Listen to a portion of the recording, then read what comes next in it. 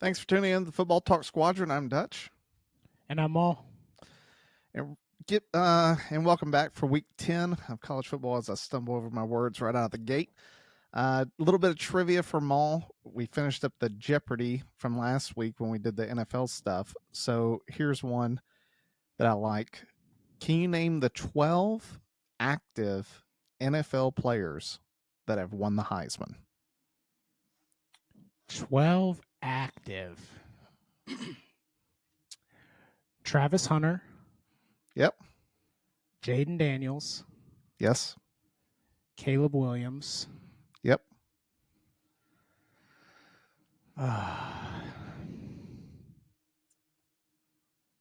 Who won it the year prior to Caleb Williams? Kyler Murray. Yes.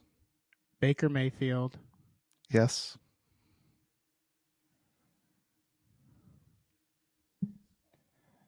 Going out of order here. Derrick Henry. Yes. Devontae Smith. Yes.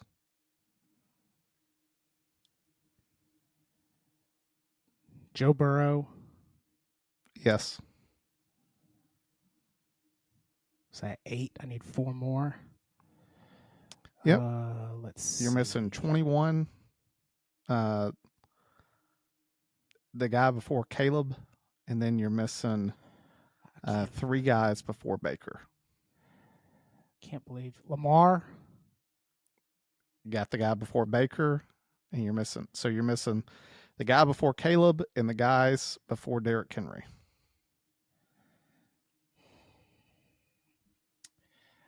I have one on my tongue and I can't think of it.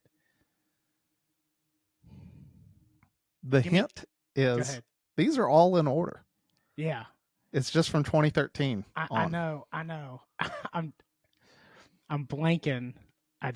Give me a second. I wasn't in the Heisman mindset here.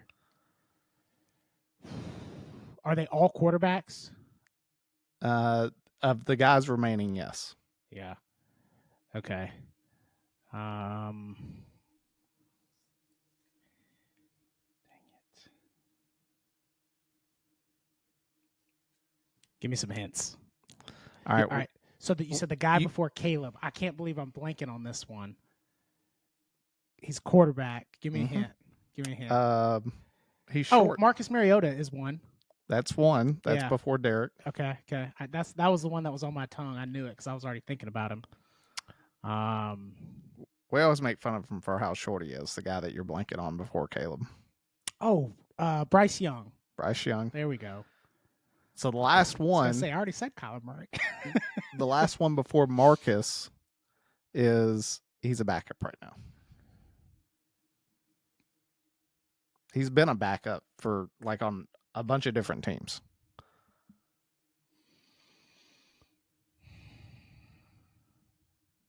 But we've seen him start at times. But he's got epic speeches. Pregame.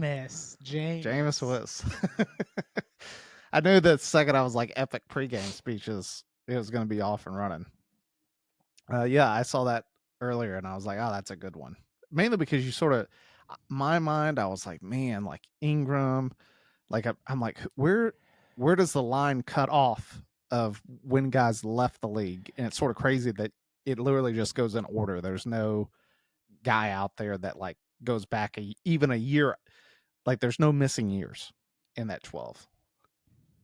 Yeah, there's a few that we grew up watching that you feel aren't that old, but just kind of never really panned. Reggie Bush is is one of them that he's not that old. He could probably still be playing, maybe in a reduced role, but his career just ended a lot quicker than what some of these other guys have. Yeah, it comes and goes quick, especially for when you sort of think, especially like the Heisman guys, most of the time, outside of a few like here more recent, a lot of times it was their senior year they were winning. So it's like they already had some tread taken off the tires by that point, and they put up some great statistics their senior year, and it's just they didn't last long. Yeah. Once outside of quarterback, once they get to the pros, the skill position guys especially, it's just they're here and they're gone. But in the week 10, going in Friday games are always tricky, and that's why I bring it up. Memphis, they come off the big win against South Florida. They're in the running right now to be that 12th seed in the playoff if they can lock up the American Conference. They're taking on Rice. Memphis is 13.5-point favorites, but Friday night, you come off this big win. It's one of those games that like I wouldn't touch with a 10-foot pole if I was putting money on it, unless I was putting money on Rice to cover. Yeah, that's one of those like it has hangover game written all over it. We've already talked about a couple different times this year of the Friday night weird things happening. It's Halloween, of all things, you know what I mean? So like, don't get me wrong, I don't think Rice has a shot. Again, if you're making me put money on something, I'm taking like the over, just for like a lot of points to be scored. Maybe Rice comes out and surprises them. I don't expect it to be a big defensive battle. But yeah, I mean, this is one of those that like Memphis obviously has to have, any team that is in a position to possibly lock up that at large or the number 12 seed, like that every game is a must have for them. And you hate saying that, but like, sorry, you can't be a 2-loss, 3-loss team and get the pass that like someone like a Alabama or a Georgia or a Ohio State would get, just because of the conference you're playing in. The committee is just not going to value that, so they have to win it. Yeah. Then going into Saturday's games, what we sort of looked at the beginning of the season to be a big game is now a 20.5-point favorite for Ohio State against Penn State. Me personally, I don't give Penn State any chance in this game. I don't see it. Not without Drew Aller, not without the way their season has gone, and that's like the highlight I think of this week. Is if you would have put like the preseason rankings and looked forward to this weekend, there was like a lot of big games that were like, ooh, this is going to be one of those like fire Saturdays, which, it's still going to be great because there's things have developed and there's still good top 25 matchups, but not necessarily the matchups that everybody had bookmarked at the beginning of the season. And yes, as much as we kind of like dog Ohio State on like their strength of schedule as far as like who they've really played, nobody significant. This is just going to be another one under the belt of like Penn State's not a good win. But I will say, and I hate to say it, they've been handling teams like the way they should, which is more than we can say for some of these other teams. And it's not that they look like super fantastic doing it. Like, I'm not awestruck by any stretch of the imagination, but like they're just playing sound football. Like, and it's one of those where it's like, yeah, it's easy to do that when you're playing lesser opponents, but they're still playing a lot of Power 4 schools, and they're just not making any mistakes, which again is one of those like, based on the way this year has gone, you can't say a lot about a lot of schools. So as much as we like to dog them of like the Texas win wasn't as big as everybody's making it out to be, there's a lot of things that like you can look back and just go like, yeah, but they're not doing the mistakes that some of these other schools are doing. I don't necessarily think they're like the best team in the country. I would give that nod to Indiana right now, but I mean, Ohio State they're just playing very sound football, and yeah, Penn State doesn't have a shot. That's the only thing, piggybacking off of what you said with Ohio State. It's not me trying to dog Ohio State, but I just want to throw it out there because I think this is sort of the realm of what you're trying to say. I just haven't seen them be tested outside of Texas. True. Very, very true. But I would say part of that though is like because they're playing sound football. Like Alabama 100%. was playing very solidly as well. But like you can look back at the week 1 loss to Florida State and go, you could excuse that because of the way they've played, but then you get to also then excuse Ohio State's only 7-point victory over Texas as well because it was week 1. You know what I mean? 100%. I don't know outside of, I'd love to say that Michigan, just because of what's happened the last 5 years, that Michigan's probably their biggest test, which it sure is for the rest of the regular season. But I'm with you. It's up until the Big Ten championship versus Indiana that we're really going to sort of find out like who Ohio State is. So check this out while we're on the subject. Again, I'll interject USC into the conversation. I just saw this thing about the Big Ten, and it really only works if Michigan beats Ohio State, which, as history has shown, is very, very possible. All right.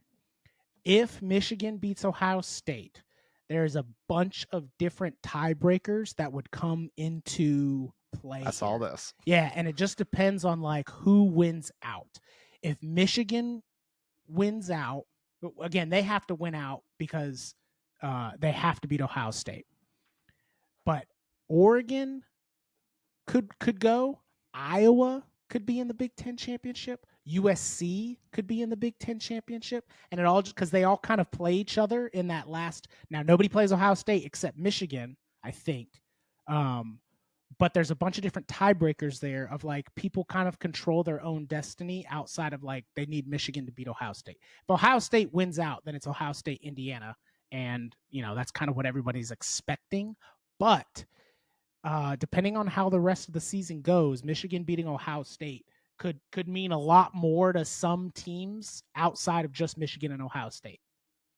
Yeah, I mean, we'll get to the USC game towards the bottom of the hour. Their games in the evening, but for you guys, it's just the big test against Oregon. Now, don't get me wrong, y'all have that's the game. Yeah, exactly. And that's again, like if we win out, that means we beat Oregon, which is great. I think we have to play Iowa as well. So if we win out, we're beating Oregon and Iowa, which would then that's why it gives us the tiebreaker, and we would go to the Big Ten championship because we beat Michigan. If Iowa wins out, that means that they beat Oregon and USC. And then if Oregon wins out, that means they beat Iowa and USC. So again, there's a lot of different combinations that could come into play here at the end of the year, depending on, you know, what happens with the rest of the season. And honestly, that's the way for just about every Power 4 conference. Like you go ACC, Big 12, like there's a bunch of SEC. Everyone's sort of vying. Like the next few weeks are definitely pretty critical to that.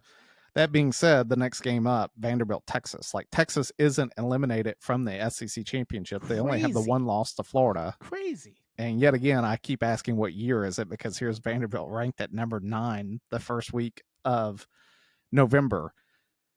One, Texas should have lost Mississippi State. Hats off to him. It was, dude, I felt awful for our buddy Gut because they were up 17. It was like, or they were up 10, and the quarterback, he was getting pressured. He like pitches it to the back, like just sort of underhand shovel. Dude takes it to the house for like 70. And I was sort of like, that's game.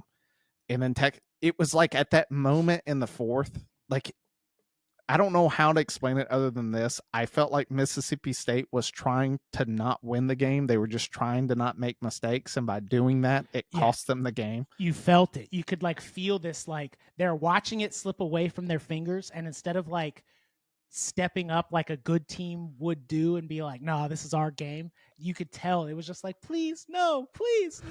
Like, I'm sure most of the people who, you know, are following or watching kind of probably follow like the Barstool Sports and Brandon Walker. Yeah, I mean, like I was just, you just put Gut's face on his body, and that was just like, dude, I felt for him.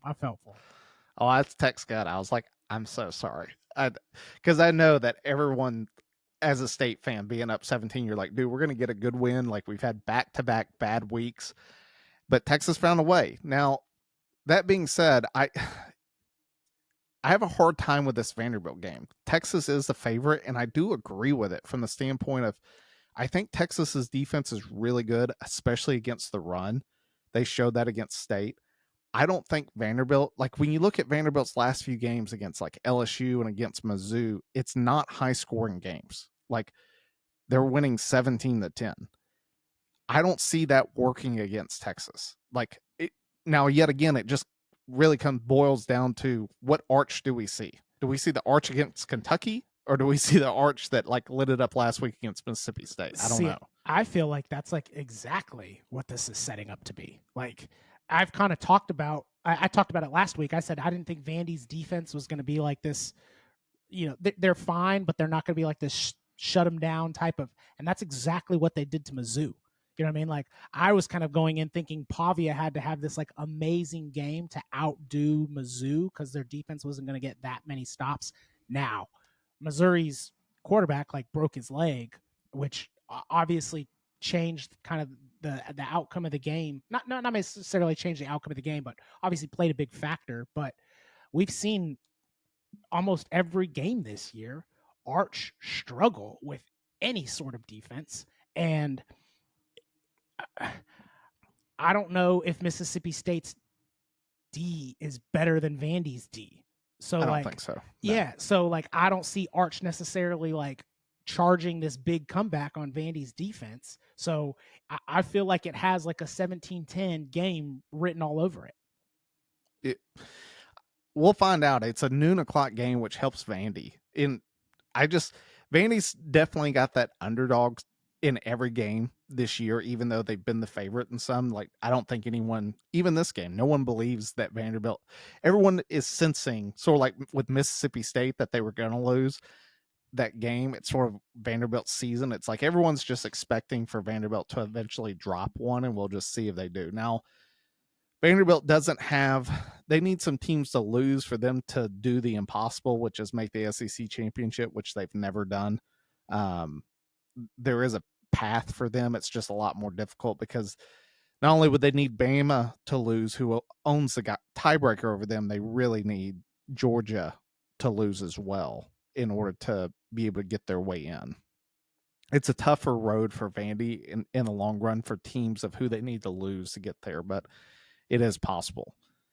That being said, as much as I'd love to pick Vandy, I am going to pick Texas in the game. I find that with these like close games, that the team that I want to win never does. I'll take the opposite on that. I'll take Vandy. There we go. Then this game, I'm going into it with like trepidatious caution. Every time I think about Miami from here on out, now that it's like they've dropped a game and every game sort of matters for them, like I look at this Miami SMU game and I'm like, don't like it. I don't like anything about. I can't trust Carson Beck. I can't trust him in the clutch, and it's sort of like I keep going back to this like Mississippi State when you could sort of tell the game was slipping away.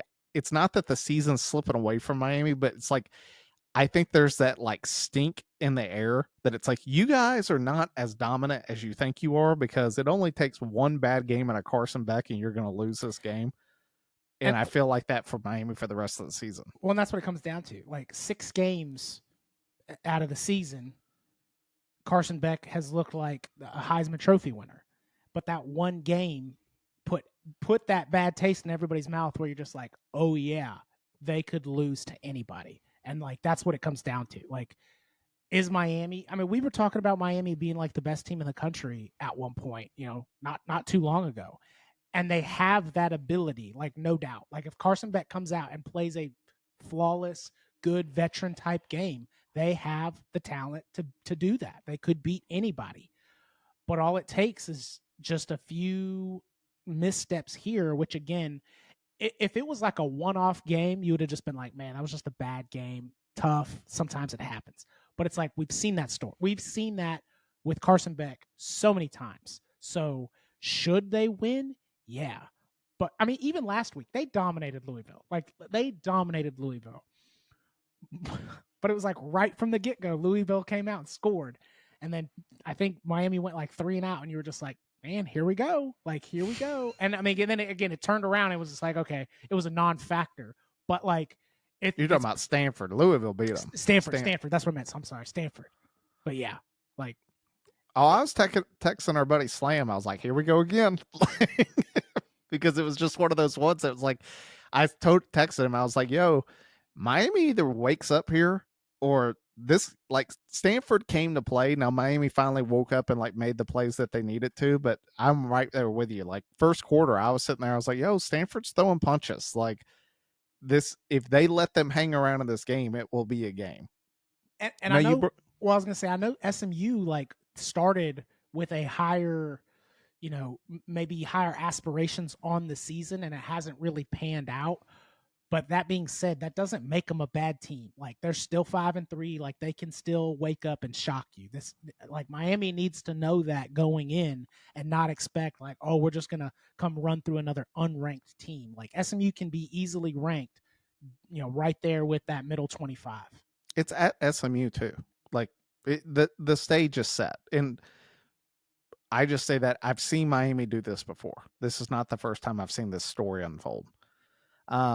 Next game, Louisville, Virginia Tech. You talked about Louisville. I bring them up just because they have been playing pretty well, and depending on how they play out the rest of the season, they're right in competition for the ACC. The reason I bring up this game up, I heard a coach for the Virginia Tech position that I actually don't mind, James Franklin.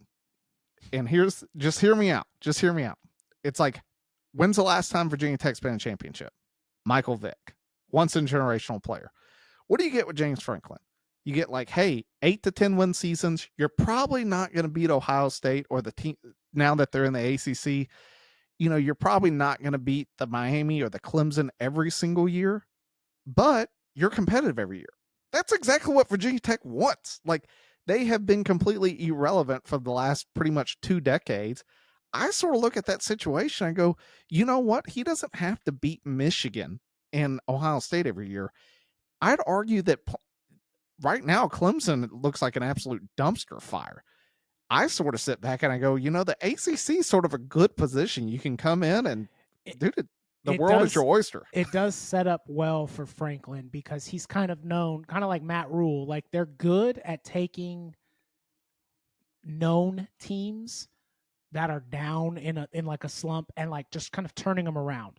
Not necessarily like returning them to greatness, if you will. And again, you're not going to like win the big game, but like just they're good at turning teams around and making them just relevant, which again, they've done that throughout their careers. And again, the conference helps with it being kind of a mix right now. Like if your biggest test every year is like, we just got to beat Georgia Tech, that's a low bar to set. And I'm not throwing shade at Georgia Tech because they're undefeated right now. I'm just saying, like, from a historical basis, if like that's your, oh, we just got to beat Tech this year, like, all right, I'll take that.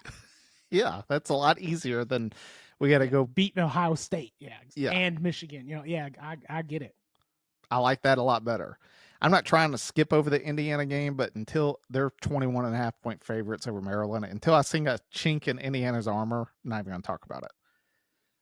The world's largest cocktail party down in Jacksonville, Georgia, Florida. The spread sort of surprised me because it's only Georgia minus 7.5. You agree with that spread or no? No. I mean, honestly, if Billy Napier was still there, I would say yeah, because it's like Billy Napier's fighting for his job. But for some reason, they fired him after he won against Mississippi State. This is one of those rivalry games. Like anything weird can happen. Florida just hasn't beat Georgia, and I feel like in a long time. 7.5 seems low for as much as Georgia needs to just continue winning. Like they're going to show up. They're going to show up pumped up anyway, but more so because they do have the loss to Alabama. Like they have to keep winning. So 7.5 seems low to me. I saw a clip of this and it just like, I know Florida has won since this moment. And I know you're a Southern Cal guy. Do you remember when it was Mark Richt, who was still the coach of Georgia? Oh yeah. When they scored that first touchdown and put the whole team out. Yeah. Yes. Like that to me was like the turning of the tide in this game. Like I just haven't, that's what I want to see out of Florida. Like it would almost be iconic if Florida went down the field and scored and the entire team came out that was like, no, the tide is turning today. Like, do I think that's going to happen? No. But that's mainly because they don't have a head coach. Like, you think an interim is going to like do that kind of thing? Like, no way. Like, you say that. I know it's not this week. I'm telling you right now, I have no good feelings about the LSU game next week for Bama. They're both coming off buys. They fire Brian Kelly, who I think he is. I've heard this thrown around a bunch, and I'll echo it. It's the only time, like when James Franklin got fired, it's like the players wore shirts and support. Like you heard all these amazing stories of like, dude, great dude. Like, yes, couldn't win the big games, but like couldn't ask for a better person. I have not heard one good thing about Brian Kelly, which we all knew, but it was like, and in fact, we've heard the opposite. We've heard about how much of an absolute scumbag the dude was. And I just sort of sit back, and it's one of those ones that I think that the LSU guys are going to come out. And it's like a fresh start. We know the season's over, but they'd make us, it's the last season that they play Bama. This is it. They're not one of the three lock-in matchups. At Bama's three teams that they always played is going to be Auburn, Tennessee, and Mississippi State. So it could be the last time that we see LSU on the schedule for probably a minimum of 2 years. That type of game makes me nervous just because it's like they got nothing to lose. Everything to gain. I don't disagree with you. I will say I feel like it's a little bit different though, because I have heard this, and I'll echo this, that like a lot of people go to LSU because it's LSU, not necessarily because who the coach is, right? Like I'm sure there were a few people that were like, yeah, I want to go play because Brian Kelly's the coach, but maybe not because like they truly like Brian Kelly, again, based off of all the things we heard. I think it was more of like, we saw what he did up at Notre Dame. Like we're expecting, maybe to be, because he is now coming to LSU, like we can win a championship kind of deal. But I think there's like more LSU pride than anything else versus like the Florida game. Not that like Billy Napier was this big guy, but like Florida doesn't necessarily have that same kind of aura that LSU has, as far as like people truly just want to go to LSU because it's LSU. Yeah. But you're right. As far as like fearing them as a Bama fan, like sure, like that game is always tough. Bama has shown to be beatable, vulnerable, if you will. Yeah. Now, I'm not putting Nussmeier on the same level as Sellers because he can't move. But I agree from that standpoint. The Sellers, and we'll get to it, they're not playing this weekend either. The best team in the SEC right now, which it's Texas A&M, and I just sort of sit back and I look at the threat that King poses when he runs, and the defensive line plays. The defense for Texas A&M looks really stout. I think Texas A&M has some fatal flaws, and it's mainly when you go. I think every team in the SEC does. Like, there's not a dominant team in the SEC right now. When you look at their schedule and you look at sort of their closer games, like Arkansas and some other, you see some like times in Texas A&M's like past few games that you go, yo, dog, that didn't look as dominant. And we keep like overhyping wins against LSU, which, don't get me wrong, it's a difficult place to go in and play, but it's like Ole Miss beat them, and then what they do, they go lose to Georgia. It's like other teams that beat LSU, Vanderbilt beat LSU. It's not this like hallmark win. It's a good win because it's a tough environment, but at no point is LSU this like fierce competitor. It's really just a trap game, if anything, because they're not good. So I just wanted to throw that out there, that Texas A&M right now is my favorite in the SEC, just because they're undefeated. They've been at least consistent and not losing. 3:30 game, since we're talking about Texas Tech, Kansas State. We've seen Texas Tech be humbled at Arizona State. Kansas State came in as a team that we sort of were eyeing as a Big 12 champ, and Texas Tech's only a 7.5-point favorite. Another one of these, like at the beginning of the season, this may have looked like a better matchup looking forward than it is currently. Kansas State's just had a rough year. Ever since that loss in Dublin, it's kind of doomed their whole season. And again, this is one of those like Tech really just needs to rebound and just keep pushing forward, because obviously the loss hurts, but like they're in a position and a conference where it's like you can't get multiple losses. Like you just gotta win out from here. So they should be able to do it. I think that Arizona State game was just one of those bad. They had a bad game. Arizona State had a good game and just got caught. They just can't have any more of those, which sounds dumb to say because it's obvious, but I think they should handle Kansas State with no problem. Well, then here's your next one. I bring this up. Virginia right now, if they win out, they play Georgia Tech in the ACC championship game. Virginia is traveling. This is one of these ones that I don't think it. When they built the conference and they accepted new teams, this is one of the byproducts, which is Virginia's got to go across the country to go play Cal at 3:45. It's not super evening, but it's really like a 6 p.m. game body clock. Virginia's only 4.5 point favorites, and last week we were all texting like, dude, Virginia should have got caught last week. Got super fortunate. Cal's not a good team. Like I just looked at their schedule. They just lost to Virginia Tech. They've shown the signs that they can play good at points. I think it is a trap game for Virginia. It's just one of those ones. Absolutely trap game. Yeah. Cal's weakness is that they're really young. They're just really young, and they're going to have young, like rookie type mistakes across the board. That's why they got caught by Virginia Tech. I don't think they're not a good football team. They don't have like championship caliber yet, but like they're just young, so they make mistakes. But if they come out and play a solid game, like if Virginia shows up like they did against North Carolina, dude, like they better watch out. Like Cal is going to beat them. It's absolutely a trap game. Yeah. Evening games, and these are all, in my opinion, these are just trap city for a lot. And it's not even, some of them are actually pretty competitive games, but like every one of them, I'm like, it just depends on what team shows up. You got South Carolina go to Ole Miss.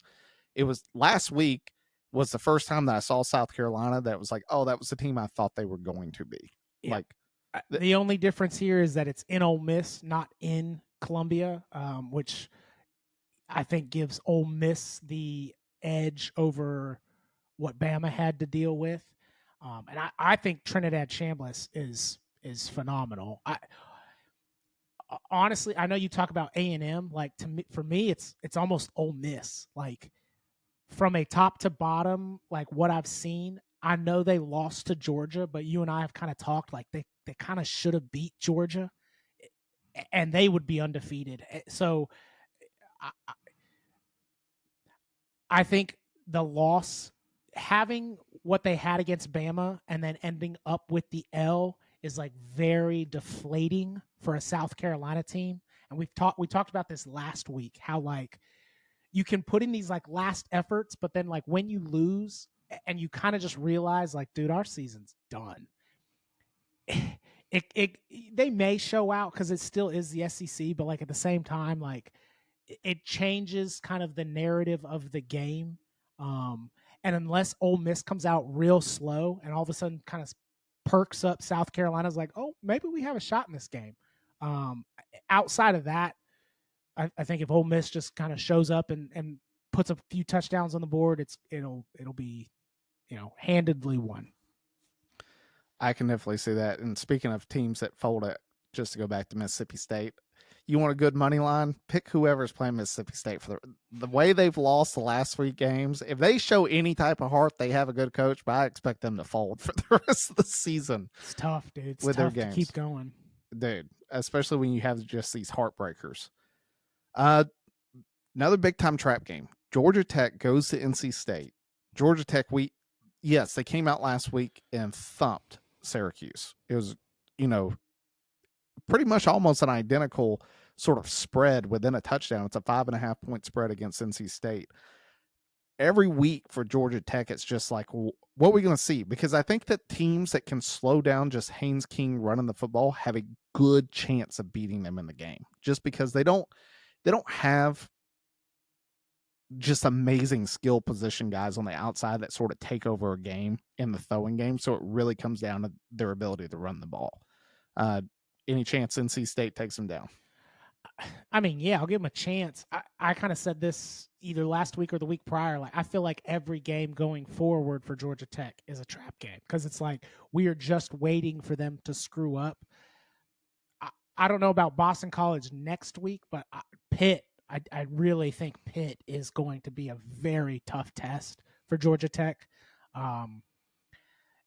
Mainly because I think Pitt is probably the best team on their schedule remaining outside of Georgia, obviously, but it's they're going to have the look ahead factor to Georgia. Like right now, they're not really looking ahead to anybody, but when they're playing Pitt, they're going to be looking forward to like, oh, we're going to go into Athens next week undefeated, and that's when they're going to get trapped and caught at Pitt.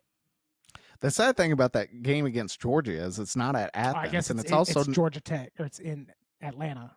Yeah, it's not even at Georgia Tech. It's at the Benz. It's like it's not even a home, which all that's going to be is another Georgia home crowd. That's exactly what that's going to turn into. I mean, Tech's right there in Atlanta, though, too. Like, it's you don't know any Tech fans. Like I do. My brother-in-law is a Tech fan. Well, I mean, he must be an engineer. So he's a lawyer. Okay, well, it's hilarious because the more and more I've been like driving around Atlanta because I live here, the more and more I'm like, man, where are you Georgia Tech fans come from? Them flags look new, baby, because there's no age on them things. I can tell that you just went out and bought that. You're like, first time we've ever been undefeated. I'm repping this team. You're like, did you go to school there? Nah, I couldn't afford it. Where'd you go? I went to Kennesaw State. And I was like, okay, well, at least I'll give you Georgia Tech. Kennesaw State sucks. But we'll see. The only thing that I would sit back for that I'll give a devil's advocate with Pitt or with Georgia Tech looking ahead of Georgia doesn't impact their ability to go to the ACC championship. True. So it's like if you can win out in the ACC play, I would argue that you're really sort of guaranteeing yourself a playoff slot. Like you'd really have to almost get murdered by Georgia to make it to where then you lose the ACC championship where they're like, yo, killed by Georgia, lose the ACC championship. I don't think this team's a playoff team, even though you went into it with one loss to Georgia. I can see that happening. But if they can just get into the ACC championship, I'd argue it's probably a greater than 50% chance they walk into the playoffs, regardless of the outcome of the ACC championship. I could get on board with that. I think I would have to know the outcomes of the other conferences. I think that's what's going to come to play because, again, it's one of those like even if they get killed by Georgia, but then let's say they then get like killed by Miami in the ACC championship game, but you've got like an Alabama, a Georgia, a Tennessee, an Ole Miss, like all those teams sitting right there, like. Well, let's say they don't even play Miami. Like, let's say Miami finished the season at 10-1 and they play Virginia and they lose to Virginia in the ACC championship. It's like, so Virginia's in because they're the ACC champ. And it's like, but they got killed by Georgia. So are you going to leave Georgia Tech out, but put Miami in? Like, these questions. I default to it's going to, and I hate to say it, but it's going to depend on like what the rest of the conferences do. Because again, they're looking to put in 4 SEC teams and 4 Big Ten teams. Like that's what they want to do.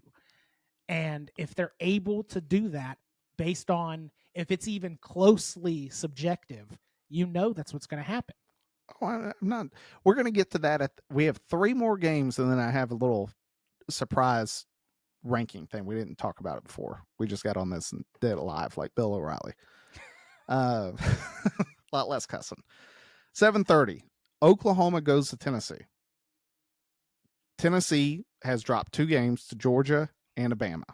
Oklahoma, it was surprising to watch Ole Miss really just run train on their defense for the first time that I've really seen their defense be taken advantage of. Do you give Tennessee the same odds to run that type of efficiency against their defense? Again, before last week, I would have said no. Because I was giving Oklahoma's defense more credit, but Tennessee's offense is very efficient, and I would say right up there with probably Ole Miss's. I don't think Joey Aguilar is as good of a runner as Trinidad Chambliss, but from an efficiency standpoint, yeah. I mean, it's a blackout too for Tennessee.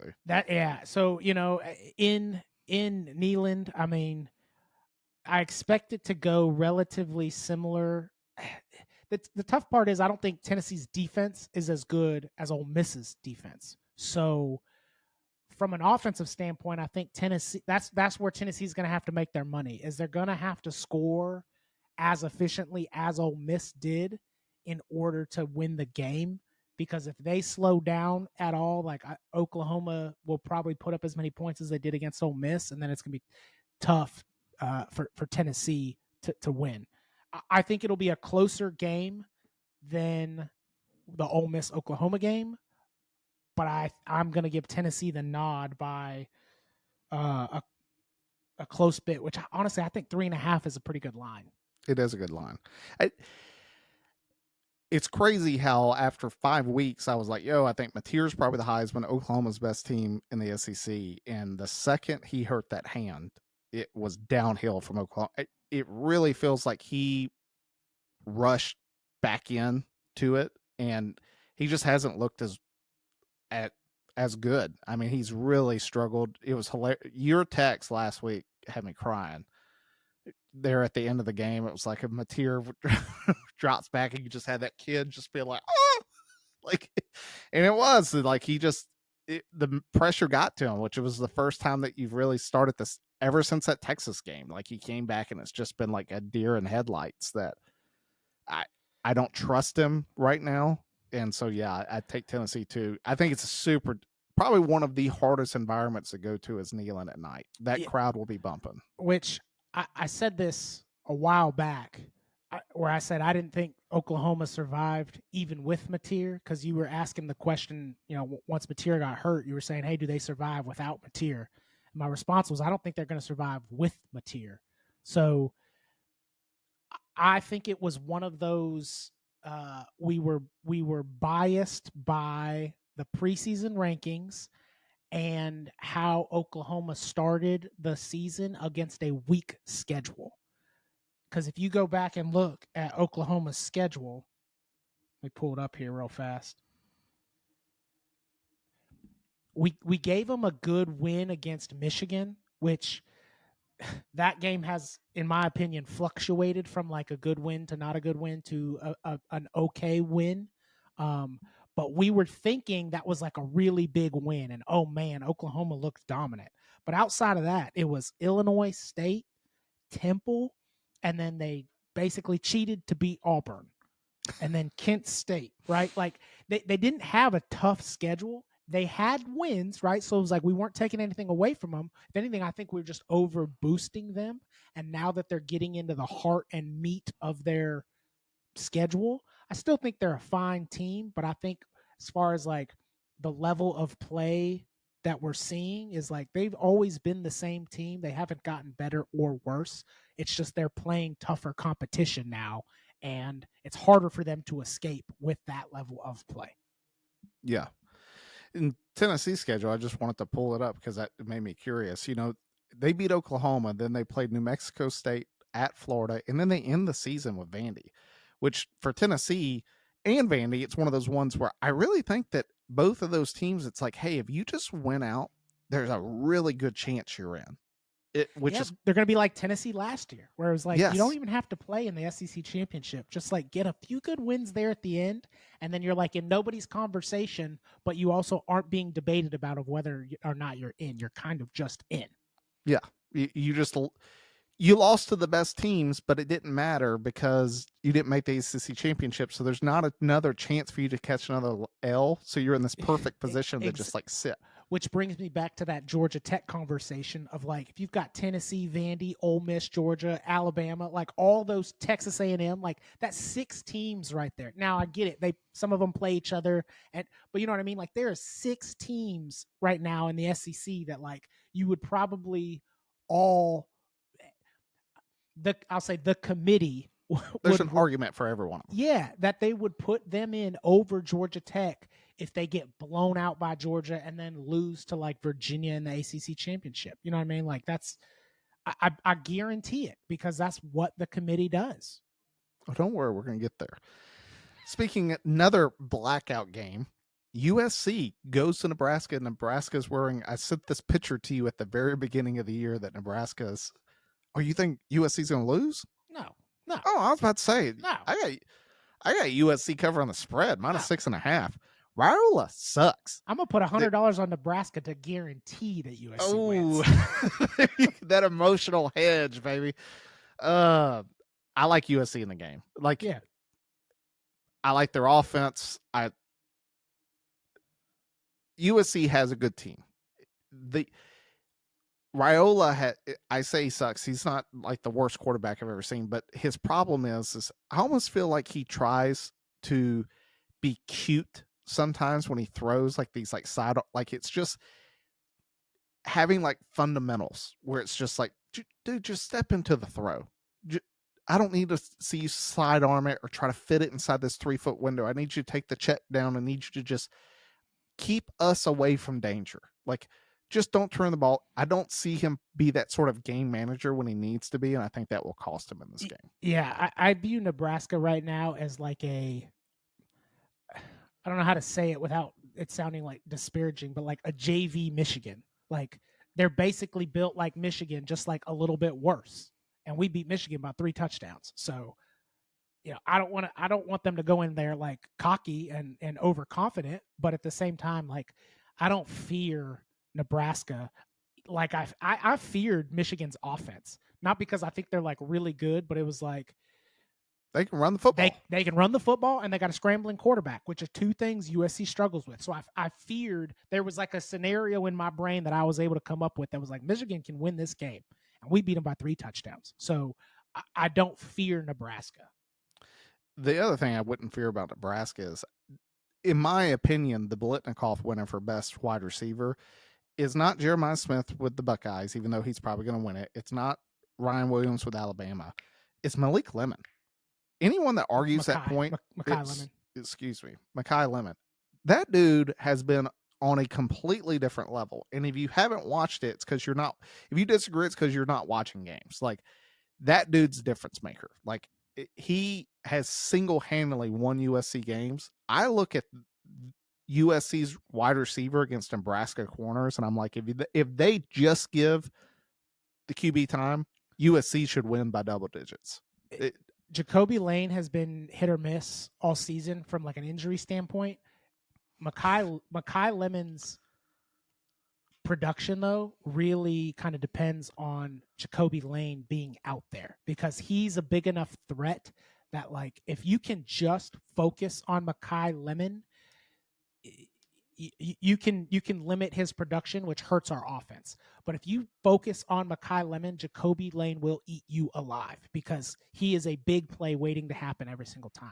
And I just think about, this is just being a fan, imagine if we also still had Zachariah Branch, who went to Georgia. Gosh. Like, that would be an electric offense. And it's, I don't blame him for leaving, because it felt like we weren't going anywhere. But man, I just think about like what our offense could be even better than it already is, if we had that firecracker that we could, run plays off of as well.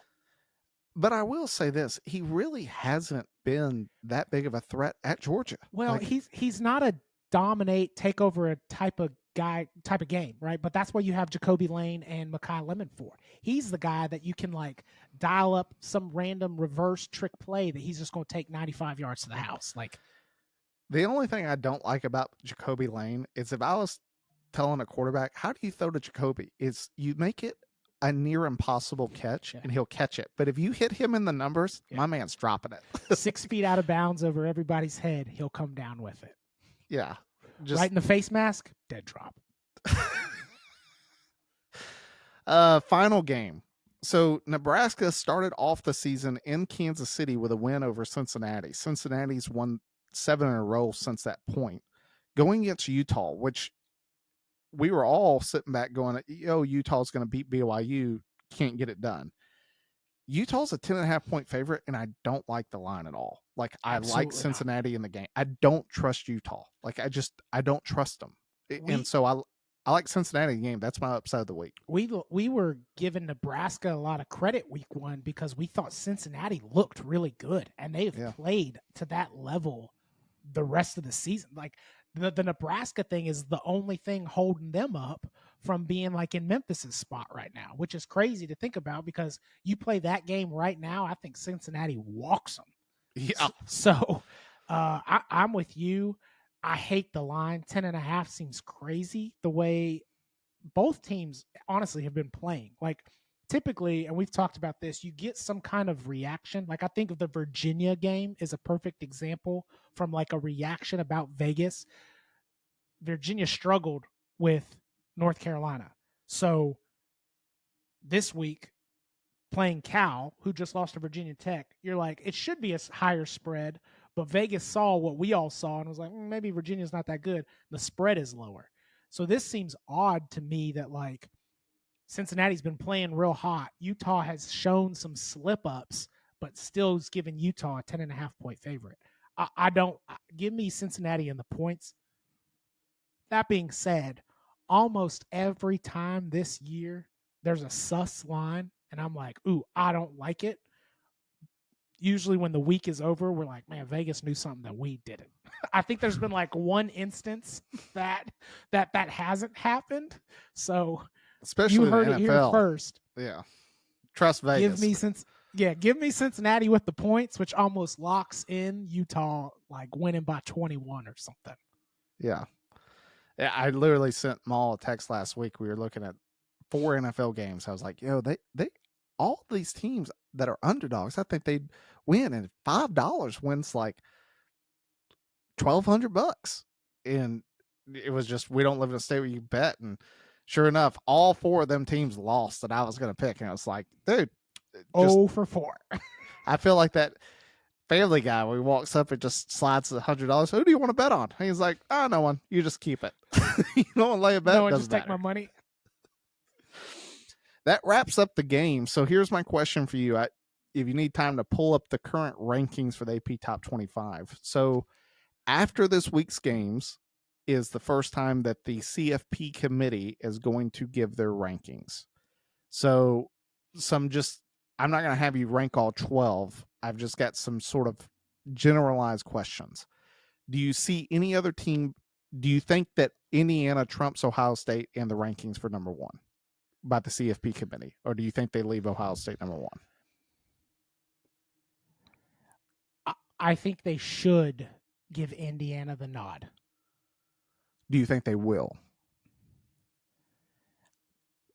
On the very first one, I'll say yes. And I think they do it intentionally with this, like, we're waiting for Ohio State to beat Michigan to then, like, trump them or something. Okay. Or you know, they love to, like, throw in a scenario of, like, see, we're not biased when it's like it doesn't really matter. So I'll say yes. All right. Where do they put Notre Dame? Do they have them in the top 12? Yes. Okay. Yes, 100%. Is there any team that's in here? I'll just read through them. Ohio State in the AP Top 25. It's Ohio State, Indiana, Texas A&M, Bama, Georgia, Oregon, Ole Miss, Georgia Tech, Vanderbilt, BYU, Miami, Notre Dame. Which one of those teams do you think catches the most disrespect by the committee? BYU. Okay. Mainly just because it's BYU. Like, they're not going to reward them for the undefeated record the way that most people would. Therefore, disrespect. And not to say that it's deserved or not, but it's just, I feel like that's what's going to happen. Do you think they're outside the top 12? It'll depend on some of these games that happen in between now and then. But as it stands right now, probably not. They'll probably like move up Miami and Notre Dame above them and then leave BYU at 12. Because the crazy thing about it is right now, BYU is the only Big 12 team in the top 12. And that's the reason I asked that question is, Does Texas Tech sneak in with a one loss to Arizona State? I don't see that happening. I think that it has to be BYU, but it will be interesting. Those are the dynamics I always look for. It's like we can talk to, in a lot of times they focus on like the individual teams, like when you hear like ESPN and other guys debate. But what I think a bigger picture scope to look at the first committee's rankings is to look at it by conference, because the games are going to sort of be honestly, it's going to be a ball wash because a lot of times these teams play one another and there's just losses, but you can sort of get a vibe for how the committee views certain conferences. Is if no one's in, like, if BYU's the last team and like Texas Tech is down at like 18, it's pretty much saying, look, whoever makes it to the Big 12 championship and wins, they're in. Ain't nobody else making it from the Big 12. Which, again, if you make me pick right now, that's what's happening. Yeah. Unless there's some huge slip ups in the teams above them, that's what's going to happen. Yeah, it'll be tough. Since Pops isn't out here, I'll ask you, where does Texas rank? Right now, they're 20th. Let's say they beat Vanderbilt. How high do they go in the committee's rankings? I could see them at like 15th.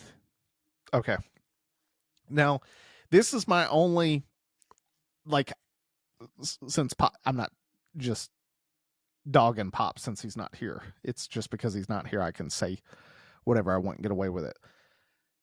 If they beat Vanderbilt, then they have a huge game the following. They have to go to Georgia. Like, Texas is in this like unique position that I still firmly believe that Texas is absolute trash. Like, I don't think that they should be like talked about as a top 25 team. I think they've gotten very fortunate against a better Mississippi State team than the year previous, but like a worse Kentucky team. And like they've skimmed through those. But they control their own destiny. Like, if somehow they go to Georgia and win and beat Arkansas and then finish the season at home against A&M, if they win out, Texas, and that's my message if I'm Sark, you win out, you're in the playoff. Like, I don't care that you lost to Florida, don't care that you lost to Ohio State. They will forgive the Ohio State, loss immediately because Ohio State's probably playing for the Big Ten championship. The Florida game, there will be some debate about. But due to the fact of going on the road and beating Georgia and winning at home against probably an undefeated A&M team, they're in. They do have to get through Vanderbilt first, but I asked that question because I think wherever they put them will set the stage that if Texas wins out, they're in no matter what happens in terms of if they get to the SEC championship or not. Well, 100%, because I think if they do win out, they're in the SEC championship. Like, well, the problem is they don't play Bama and they don't play Ole Miss. And so I don't know where the tiebreaker would be of beating Georgia but losing to Florida, but Ole Miss losing to Georgia. I don't know how that would shake out in terms of there is a playoff predictor I could go on, and I'll look it up after we get off the college episode. It would take me a little bit right now because the other problem is that the other SEC games matter. Like, it's not just picking like, oh, Ole Miss wins out, Texas wins out. It's like each of those other outcomes like have like a playing factor in what happens sort of like what you talked about with Iowa and other things, that it's just you don't know.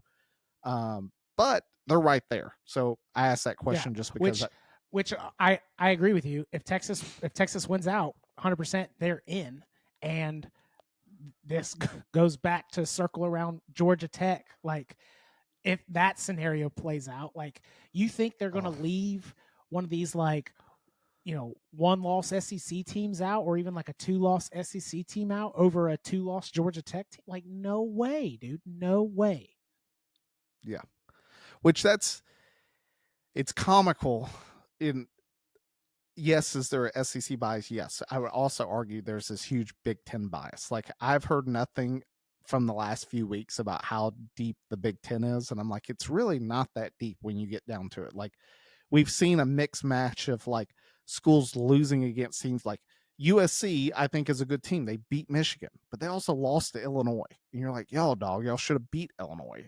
And then you sit back and you look at Oregon and you're like, well, Oregon lost to Indiana. You're like, yeah, but who is Oregon beat? And you're like, nobody. Like, they really don't have a good win. And each of these teams, like even Indiana, like, not trying to break people's hearts here, but it's like, have they looked super dominant? 100%. But it's like, we don't know who Oregon is. Like, we know Penn State's bad. Like, it was a close game. It was at home, but it's sort of like giving Texas A&M huge props for beating LSU. Like, we knew LSU was a bad football team. We now know Penn State's a really bad football team. I just don't know how to trust Indiana. Like, was Oregon good or was Oregon average? I don't know. And Indiana hasn't played anyone else. Like, yes, they played Illinois and they beat the absolute dog breaks off them, which whoever voted to put Illinois at number 9 in the preseason rankings deserves to be shot openly. Just on the county square, execute it, publicly execute. That team has gotten nothing but just ran through since that number 9 ranking. Anytime they test tough competition, fired up. Sorry, go ahead. If I ever try to gaslight somebody, I just hope that I'm the SEC and they're college football fans. That's all I'm going to say. I don't disagree with you. And like, I said this last week, like, people will talk about how deep the SEC is. And like, from top to bottom, does the SEC care more about football than any other conference? I think most people would say yes, but that doesn't make your football teams good. Like, there's better in any given year. It changes, and that, I can't stress that enough, that it's like, it doesn't, historical wins and losses don't necessarily matter for like this year's rankings. Like, and we talk about that all the time. Like, everybody who barely beats Arkansas goes, see, look how deep the SEC is. Like, it's hard to just get past Arkansas. And you go, Notre Dame throttled Arkansas. Like, do the SEC teams play other SEC teams more competitively? Sure. But we know that, like, in conference games are always tougher. That doesn't mean, though, that like the bottom of the SEC is better than the bottom of the Big Ten or like any other combination of that. So I won't say like one is better than the other. That like, just the level of like gaslighting, though, that we've been subject to for so long is just, it's why we're in this situation that we are in. Because in any given moment or week, I mean, you could even just take this season, it's changed 4 or 5 times of like, oh, there's more dominant teams in this league. Oh, there's more dominant teams in this league. Like, and just because one beats the other doesn't like trump the whole conference of like, oh, see, the SEC is better because Arkansas beat Michigan. Like, no, that doesn't mean anything. That just means Arkansas beat Michigan this week. Like, that's all it means. And like, when we try to grasp for these, extra third, fourth type of things of like why one team should be better than the other, like I hate that it plays a relevance, because it does. It shouldn't. Agreed. The SEC is not, as I would argue, this is probably one of the worser years of SEC football in terms of dominance. Like, you can't watch Georgia and say that at any point their defense is anything resembling what it was in 21 and 22. No. Like, it's not there. Hunter Stockton is not Stetson Bennett. He has had some, like, don't get me wrong, he brought them back against Ole Miss. It was a good win. But I think everyone can look at that and be like, yo, there's fatal flaws on this Georgia team. You look at Bama. You can't overlook that week 1 loss. Like, it is a very bad loss. They got manhandled. Florida State did exactly what South Carolina was doing. Like, they stopped the run. It just happened to be that I think at this point in the season, Ty Simpson, and he didn't have a bad game against Florida State. He didn't throw a pick. It was just now they've have a little bit more experience, a little bit more comfortability in play calling.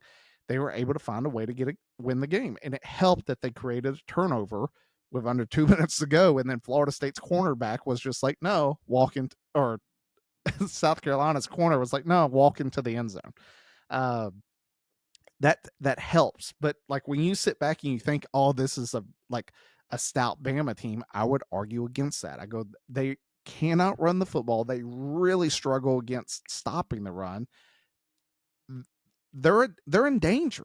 Like, and that's why I just say Texas A&M, I think, is playing the best of all SEC teams, But just like what you pointed out, it's not saying that Arkansas is a good team that adds to the SEC depth. I look at it as a complete opposite. It's like, yo, you played at Arkansas team that Notre Dame mopped the floor with, and Arkansas gave you everything that you possibly wanted. Like, there's flaws to your team. Like, we argue for it as like a sign of depth instead of being like sort of honest with just like, yo, I don't think anyone's super dominant this year in the SEC.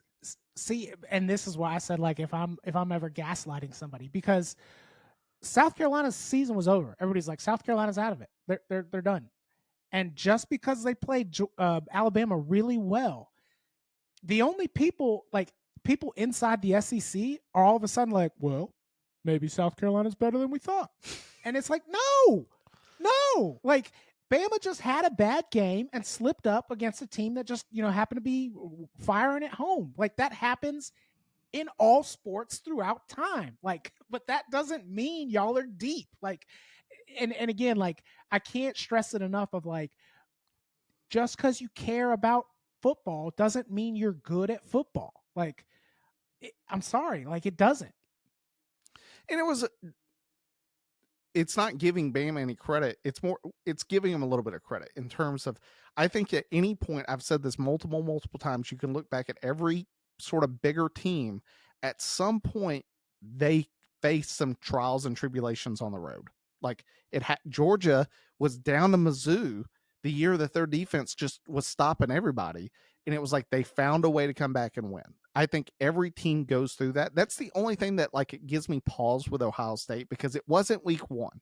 It's not week one. It's most likely going to happen in the playoffs, that they're going to catch a team that's that team. That's like they're going to give them every single bit. And Ohio State just hasn't been tested. Are they still a really good football team? Yes. But it's sort of setting up that if Ohio State, especially if they beat Michigan, like that loss to Michigan helped Ohio State win the Natty last year. Like, I think if they had went and beat Michigan, they lose in the playoffs. But it was like that loss helped fix some things that weren't prevalent. If they go undefeated, I'm telling you, they lose in like the first round of the playoffs or first game they play.